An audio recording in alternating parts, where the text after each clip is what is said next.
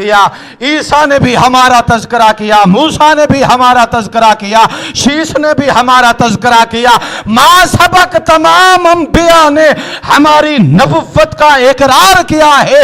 اور اس اللہ کا ہم پر احسان ہے کہ جس نے ہماری تکریم ہماری نبوت و رسالت کی وجہ سے رکھی ہے۔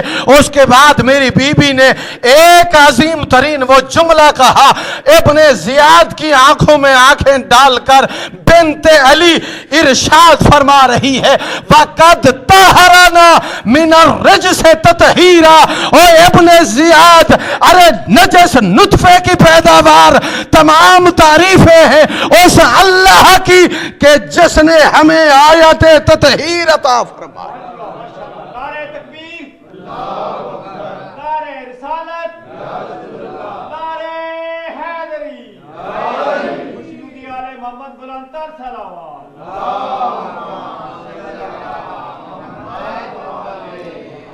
لَقَدْ طَهَرَنَا مِنَ الرِّجْسِ تَطْهِيرًا۔ بھی ارشاد فرما رہی ہیں کہ اس اللہ نے ہمیں رجس سے ایسے دور رکھا جیسے دور رکھنے کا حق ہے۔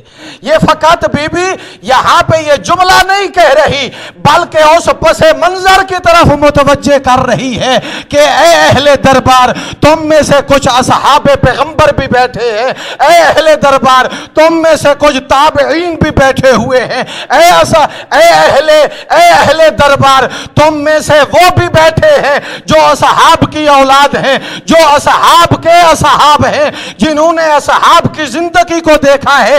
کیا تمہیں یاد نہیں ہے کہ جب یہ آیت آئی تھی وہ کون سا منظر تھا، وہ کون سا موقع تھا، وہ کون سا انداز تھا کہ جہاں پر اللہ نے ہمیں تطہیر کے ساتھ نوازا ہے۔ بی بی ارشاد فرما رہی ہے، اس وقت کی طرف متوجہ فرما رہی ہے کہ یاد رکھو اس اہل کسا کے تذکرے کو کہ جس تذکرہ میں ہمارے نانا رسول خدا نے ہماری اہل بیت کے ہر ایک فرد کو ایک ایک تمغے سے نوازا ہے۔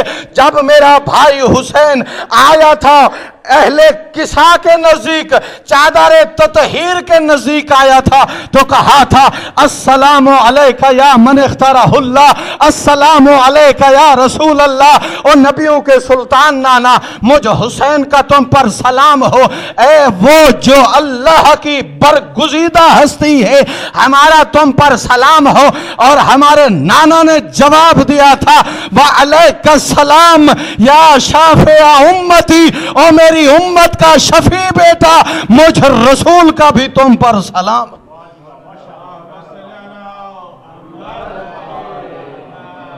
نعرہ تکبیر، نعرہ رسالت، یا رسول اللہ، نعرہ حیدری، مشیدی آل محمد بلندتر صلوات۔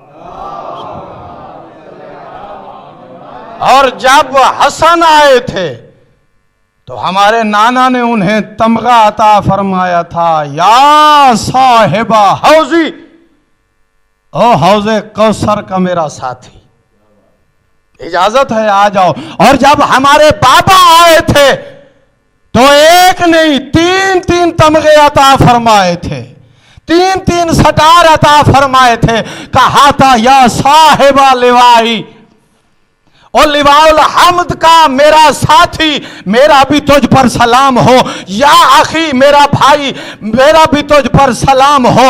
اور پھر کہا یا وسیع و خلیفتی، میرا جانشین اور تمام اوصیاء کا سردار، میرا بھی تم پر سلام ہو۔ اور جب ہماری اماں آئی تھی تو ہمارے نانا نے ارشاد فرمایا تھا یا بنتی و یا بزاتی، اے میری بیٹی، اے میرا لخت جگر، اے میرا ٹکڑا۔ یہاں پر پیغمبر نے یہ نہیں کہا میرے دل کا ٹکڑا، میرے جگر کا ٹکڑا، بلکہ پیغمبر نے ٹکڑے کو علل اطلاق رکھا ہے۔ میں نبی ہوں تو میری نبوت کا ٹکڑا ہے، میں رسول ہوں تو میری رسالت کا ٹکڑا ہے، میں امام ہوں تو میری امامت کا ٹکڑا ہے، اور میں معصوم ہوں تو میری عصمت کا ٹکڑا ہے۔ نعرہ تکبیر، نعرہ رسالت، نعرہ حیدری، کیا ارشاد فرما رہی ہے؟ لَقَدْ طَهَّرْنَا مِنَ الرِّجْسِ تَطْهِيرًا، اس اللہ نے ہمیں رجس سے ایسے پاک رکھا جیسے پاک رکھنے کا حق ہوتا ہے۔ اور تو یہ کیا کہہ رہا ہے کہ اللہ نے ہمیں قتل کیا ہے؟ یاد رکھ کہ آج اللہ کی توحید مرہون منت ہے تمام انبیاء کی اور ہمارے بھیا حسین کے عظیم ترین قربانی کی۔ یاد رکھ اللہ کی مشیت کے تحت ہمارا میدان کربلا برپا ہوا ہے، اور جناب شریکت الحسین ایک عظیم ترین منصب کی طرف متوجہ فرما رہی ہے۔ ابن زیاد، اللہ نے ہمیں مخلوق کے ساتھ، مخلوق کے سامنے ذلیل و رسوا نہیں کیا۔ قد رقصتم من شیطان، تم شیطان کی اولاد ہو، تمہیں اس نے حکم دیا ہے، تمہارے پاس نکرا ہے، تم نے اس کے تحت یہ سارا کام انجام دیا ہے، اور تم نے ولی خدا کا قتل کیا ہے۔ جب اس نے یہ گفتگو سنی، کہنے لگا یا زینب کیف رأیت سن اللہ معاکم ومع اہل بیتکم ومع اخیکم۔ او زینب، میری بات غور سے سنو، اللہ نے تمہارے ساتھ کیا کیا ہے؟ اللہ نے تمہارے بھائی کے ساتھ کیا کیا ہے؟ اللہ نے تمہاری اہل بیت کے ساتھ کیا کیا ہے؟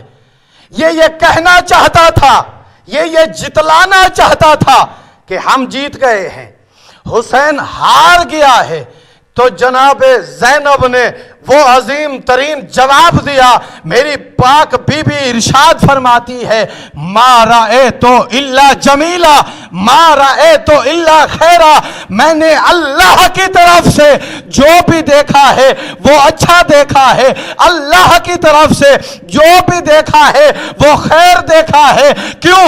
میری بی بی ارشاد فرما رہی ہے او ابن زیاد، تم میرے بھائی سے بیعت لینا چاہتے تھے، بیعت کا مادہ ہے با یبیو، یعنی ایک خریدنے والا ہوتا ہے، ایک بیچنے والا ہوتا ہے۔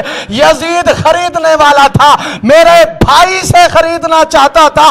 کیا خریدنا چاہتا تھا؟ میرے بھائی حسین کے پاس کون سا مال تھا جسے یزید خریدنا چاہتا تھا؟ میری بی بی ارشاد فرما رہی ہے او ابن زیاد، او ابن زرقا، او مرجانہ کی اولاد، تمہیں نہیں پتا میرے بھائی حسین کے پاس کون سا مال تھا جسے یزید خریدنا چاہتا تھا؟ میرے بھائی کے پاس آدم کی صفوت تھی، میرے بھائی کے پاس ابراہیم کی خلت تھی، میرے بھائی کے پاس ابراہیم کی خلت تھی، میرے بھائی کے پاس موسیٰ کی کلیمیت تھی، میرے بھائی کے پاس عیسیٰ کی روحیت تھی۔ او ابن زیاد، کیا متوجہ نہیں؟ آج بھی سجاد کے پاس آدم کی صفوت ہے، آج بھی سجاد کے پاس ابراہیم کی خلت ہے، اور یاد رکھ تو اپنے مقصد میں ناکام ہوا ہے، ہمارا بیٹا سجاد اپنے مقصد میں کامیاب ہوا۔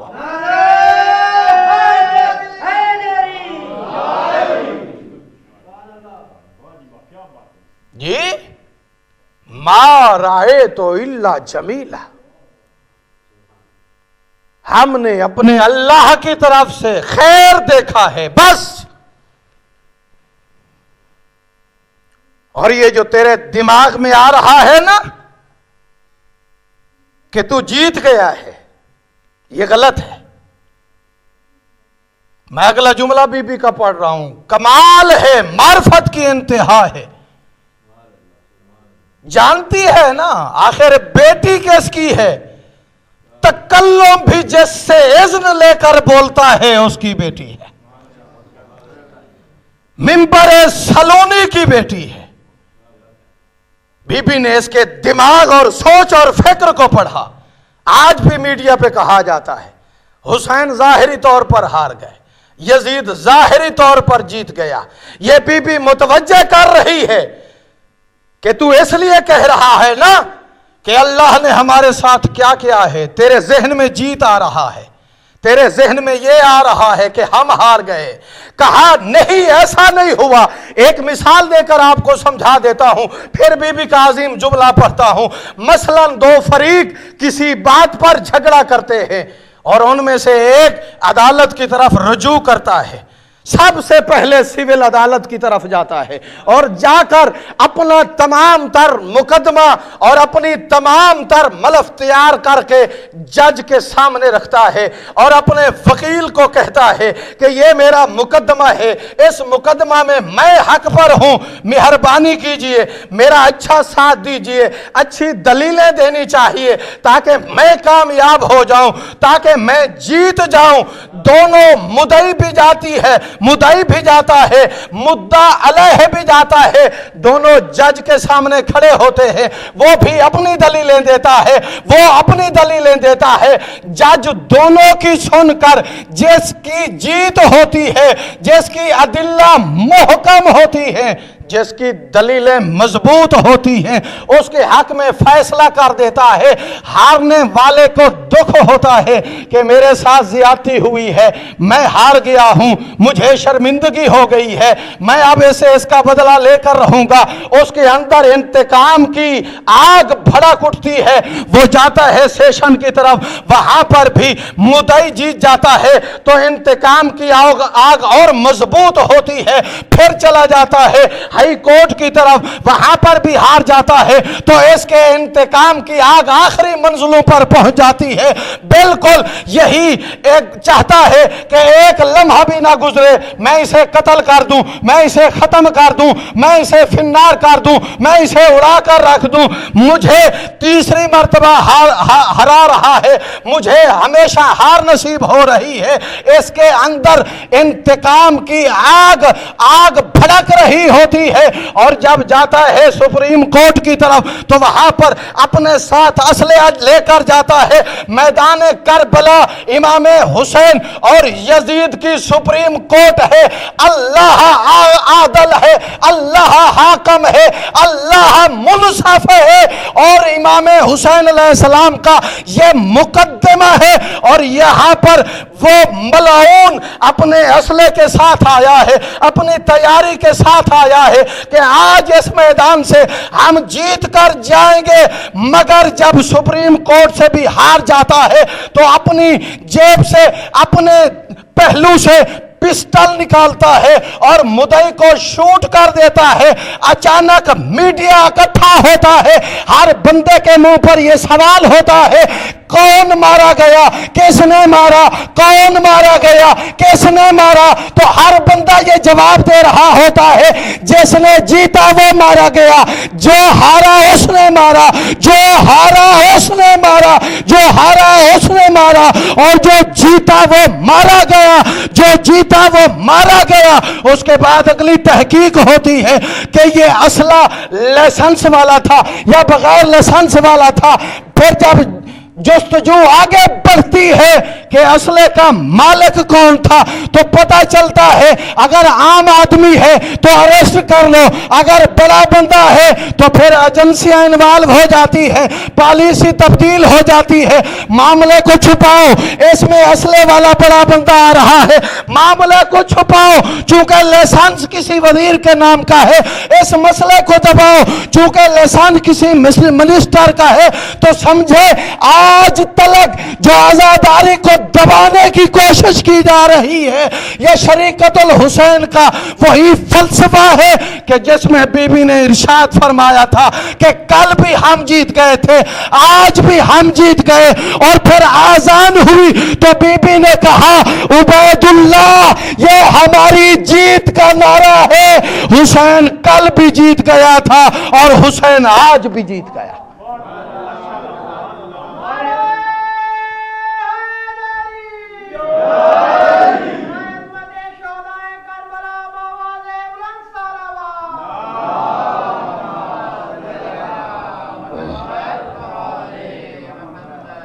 جی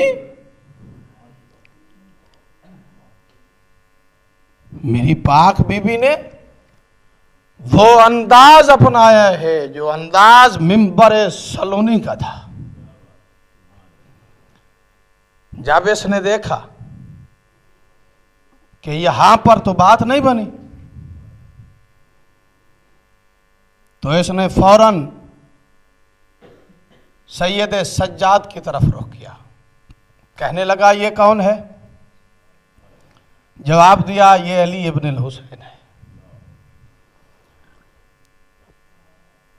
کہا اسے زندہ کیسے چھوڑا؟ اسے زندہ کیوں چھوڑا؟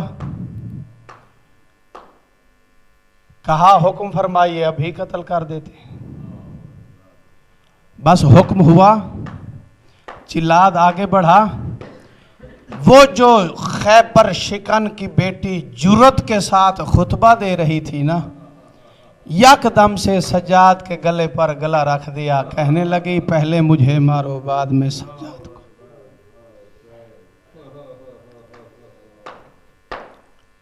کل میں نے عرض کیا تھا کچھ مصائب ایسے ہیں، چند مصائب ایسے ہیں جو چند ذریعوں پر پڑھنا منع ہے. ان میں سے پہلی مصیبت یہ ہے، پہلی مصیبت جس کا پڑھنا منع ہے وہ امیر ممکنات کے روضہ اقدس پر جناب زینب کا بازار میں داخلہ پڑھنا منع ہے. آج بھی علی ابن ابی طالب یہ برداشت نہیں کرتے کہ بازار میں جانا زینب کا نہ پڑھا جائے، دربار میں جانا زینب کا نہ پڑھا جائے. کیوں؟ مجھ علی کی غیرت برداشت نہیں کرتی. کیسے کھلے سار کیسے ننگے سار بازاروں میں جاتی رہی، درباروں میں جاتی رہی، خطبے پڑھتی رہی. آج بھی علی سے یہ برداشت نہیں ہوتا کہ زینب کی قید پڑھی جائے، زینب کا داخلہ بازار پڑھا جائے. جب میرے مولا سجاد سے پوچھا گیا مولا سب سے زیادہ دکھ کہاں پہنچا؟ کہا الشام الشام الشام. عزادار وہ نہیں ہوتا جو سخت روایات سن کر رونے کا عادی ہو. عزادار وہ ہوتا ہے جس کے سینے میں قبر حسین ہو، اور جس وقت اس عظیم ترین خاتون کا نام ہے اور وہ بھی کھلے سر بازار میں اور دربار میں، جی بھر کے رو لینا چاہیے. رونے سے کبیرہ گناہ معاف ہوتے ہیں. دوسری مصیبت، مولا حسین کی زری پر شہادت ہم شکل پیغمبر علی اکبر پڑھنا منع ہے. آغا مہدی کہتے ہیں ایک دفعہ میں نے علی اکبر کی شہادت مومنین کے اصرار پر مولا حسین کی زری پر پڑھ دی.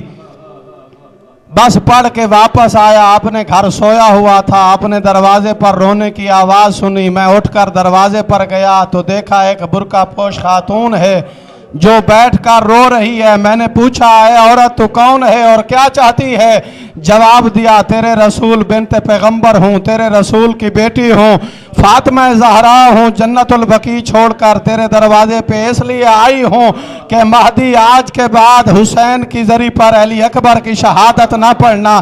کہا بی بی غلط پڑھی ہے؟ کہا نہیں پڑھی بالکل ٹھیک ہے، مگر جس وقت سے تو اکبر کی شہادت پڑھ کے آیا ہے، شام سے زینب آئی ہے، بہن اور بھائی دونوں گلے لگا کر رو رہے ہیں.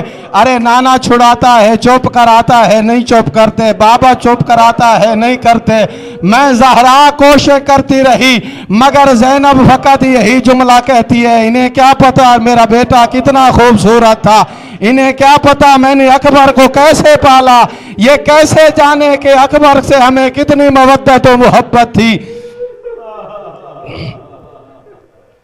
عزاداران سید و شہداء، یہ دوسری مصیبت. آغا کاظمینی ہمارے بہت بڑے عالم دین ہیں، یہ روایت نقل کرتے ہیں کہ میں نے منت مانی تھی کہ میں مولا حسین کی زری پر 14 جمعراتاں گزاروں گا. 9ویں جمعرات تھی اور میں نے خواب میں دیکھا کہ مولا حسین اپنی قبر اقدس سے اٹھے ہیں، باہر نکلے ہیں، دروازے کی طرف گئے ہیں، پھر واپس آئے ہیں. میں نے دیکھا ہے کہ مولا حسین کے بدن پر زخم ہی زخم ہے، پورا بدن زخموں سے چور چور ہے. ایک مرتبہ گئے ہیں واپس آئے ہیں، پھر دوسری مرتبہ گئے ہیں واپس آئے ہیں، پھر تیسری مرتبہ جب گئے ہیں نا واپس آئے ہیں تو میں نے دیکھا ہے کہ تمام زخم ختم ہو گئے ہیں، فقط سینے پر 2 زخم باقی ہیں۔ عزاداروں نہیں سن پاؤ گے۔ بس مولا حسین چوتھی مرتبہ گئے اور 5ویں مرتبہ جب واپس آئے تو میں نے دیکھا مولا کا چہرہ مضطرب و پریشان ہے۔ میں نے سوال کرنے کی جرات کی، میں نے کہا مولا آپ 5 مرتبہ دروازے کی طرف گئے بھی ہیں واپس بھی آئے ہیں، جب تیسری مرتبہ گئے ہیں تو آپ کے زخم ختم ہو گئے تھے، فقط 2 زخم سینے پر باقی تھے، اور جب 5ویں مرتبہ واپس آئے ہیں تو آپ کے چہرے پر اداسی تھی، آپ کے چہرے پر اضطراب تھا۔ تو مولا نے ارشاد فرمایا قازوینی تو نہیں سن پائے گا مگر سن لے، ہر جمعرات کو میرا نانا 1,24,000 پیغمبر کے ساتھ میری زیارت کے لیے آتا ہے۔ جب میں پہلی مرتبہ گیا ہوں نا تو میرا نانا تمام انبیاء کے ساتھ آیا ہوا تھا، میں اپنے نانا کے استقبال کے لیے گیا تھا، اور جب دوسری مرتبہ گیا ہوں تو میرے بابا علی ابن ابی طالب آئے تھے، اپنے بابا کے استقبال کے لیے گیا تھا، اور جب تیسری مرتبہ گیا ہوں نا تو جنت البقیع چھوڑ کر میری اماں زہرا آئی ہوئی تھی، میں اپنی اماں کے استقبال کے لیے گیا ہوں۔ اور قازوینی یہ جو تو زخم دیکھ رہا ہے کہ ختم ہو گئے ہیں، جہاں جہاں مجلس ہوتی ہے مومنین روتے ہیں، فرشتے آنسو کا پانی جمع کر کے میری ماں زہرا کو دیتے ہیں، ہر جمعرات کو میری ماں آنسو والا پانی لے کر میری کمر پر آتی ہے، وہ مومنین کی آنسو کا پانی میرے زخموں پر چھڑکتی ہے، مجھے حسین کے زخم ختم ہو جاتے ہیں۔